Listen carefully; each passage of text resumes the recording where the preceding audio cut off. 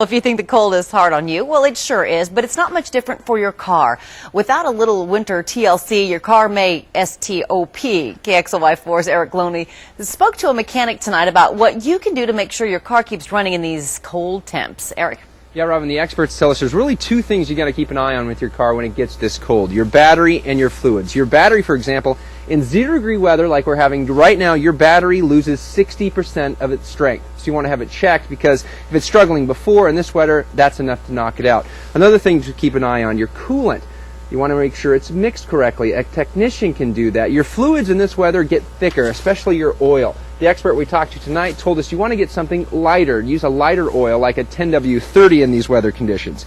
We spoke to Bill Alegreto from AAMCO tonight, AAMCO Transmission down in the Spokane Valley. He said the most common thing people see in their transmission shop is people burning through their transmission, spinning their wheels to get out of snow. Now, he recommends you warm up your car for 5 to 10 minutes before taking off in the morning so your engine fluids and your parts get warm.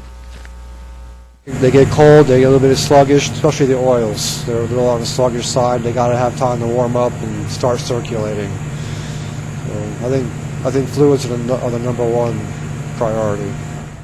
Now, another tip with your gas tank. They tell us to keep your gas at least half full, because you don't want any condensation to form in your tank. That creates some water that could freeze in your gas line and your car won't run. Also, it's a good idea in these conditions to run your car through the car wash every once in a while. Probably not in your front yard, maybe one of those places, just because all the chemicals, the de-icers that they use on the road, are pretty hard on the undercarriage of your car. And the experts also tell us that cars were not created to run in 0-degree weather like we're seeing right now, so it's a good idea, it's actually a great idea to keep an eye on them.